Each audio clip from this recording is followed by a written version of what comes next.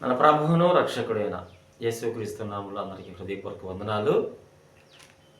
భారతదేశంలో ఉంటున్న నా హైందవ, క్రైస్తవ, ముస్లిం సహోదరులు కూడా నా హృదయపూర్వక ధన్యవాదాలు. ఈరోజు యేసు ప్రభు యొక్క గొప్పతనం ఏంటో నేను మీకు వివరిద్దామన్న ఉద్దేశంతో నేను ఈ వీడియో అప్లోడ్ చేస్తూ ఉన్నాను. ప్రభునందు ప్రియ సహోదరులరా,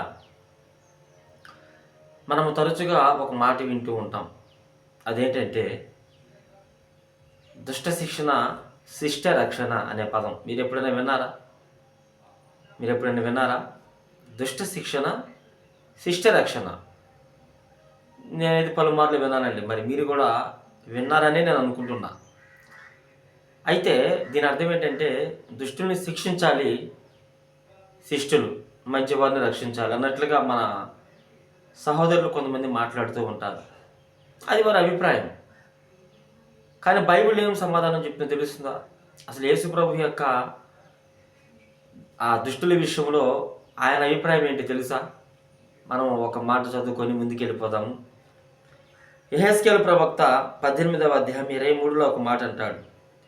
దుష్టులు మరణము నొందుటి చేత నాకేమాత్రమైన సంతోషము కలుగునా, వారు తమ ప్రవర్తనను దిద్దుకొని బ్రతుకటే నాకు సంతోషము. ప్రభునందు ప్రియులారా, మీరు తమిళనాడు చూశారు యేసు ప్రభు గొప్పతనం ఇదే అని. అంటే కొంతమంది దుష్టుని లేకుండా చేయాలని చూస్తే ఈ లోకంలో మంచిదే. అంటే దుష్టులు అంటే ఎవరు? పాపులు అని కొంతమంది అంటూ ఉంటే, కానీ యేసుప్రభు యొక్క వారి విషయంలో యేసుప్రభు అభిప్రాయం ఏంటి తెలుసా? దుష్టుల విషయంలో దుష్టులు చనిపోకూడదు, కానీ వారు తమ ప్రవర్తన తిరిగి దిద్దుకొని నా వైపుకి తిరిగితే నాకు సంతోషము, వారు బ్రతికితే నాకు సంతోషము అని మాట్లాడుతున్నారు.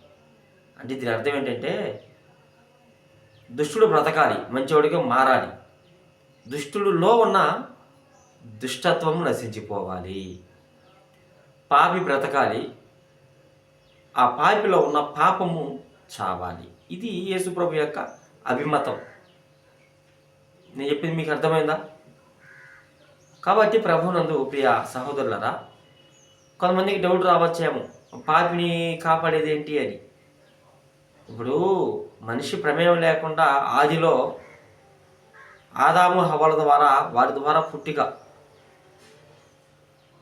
పుట్టినటువంటి ప్రతి ఒక్క వ్యక్తికి జన్మతా స్వభావ సిద్ధంగా పాపం వచ్చింది. వారికి ఎలా వచ్చింది అంటే సాతాను అనేవాడు హవ్వను మోసగించడం ద్వారా పాపం వచ్చింది. వారి ప్రమేయం లేకుండా పాపం వచ్చింది.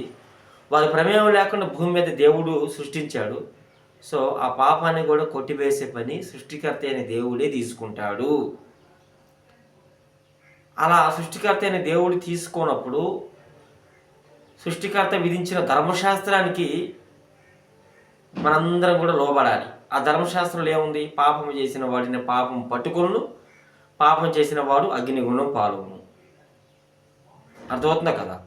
కాబట్టి దీనిని రద్దు చేయాలన్నా, దీన్ని నెరవేర్చాలన్నా అది సృష్టికర్తే జోక్యం చేసుకోవాలి. సో మనుషులు ఎవరు అడగల, నన్ను సృష్టించుకోయా, నన్ను మగవాడిగా సృష్టించు, నన్ను ఆడదానిగా సృష్టించని ఎవరు అడగల. దేవునికి ఇష్టమైంది సృష్టించుకున్నాడు. దేవునికి తెలుసు ఏంటి తెలుసా? వీరు పాపము చేస్తే భవిష్యత్తులో ఆ పాపాన్ని కూడా నేనే ప్రాయశ్చిత్తం చేయాలి, అది నా ద్వారానే విరుగుడు అని దేవునికి తెలుసు.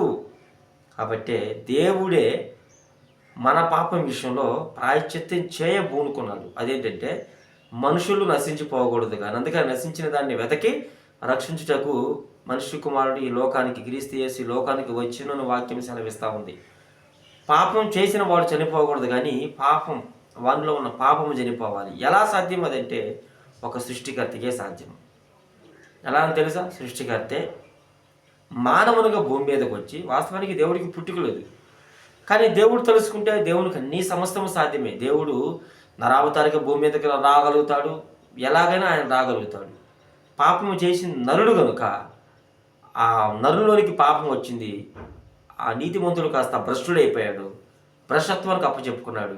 సో దేవుడే నరుడుగా భూమి మీదకి వచ్చి ఆ నరుల్లో ఉన్న పాపము తన శరీరం మీద వేసుకొని కలువరి శిలువలో నశించిన ఆ కలువరి శిలువలో బలి అయ్యి తాను ముందే చెప్పినట్లు తిరిగి 3వ దినాన లేచినట్లుగా మనకి ఈ బైబిల్ గ్రంథం మనకి సాక్ష్యం ఇస్తూ ఉంది.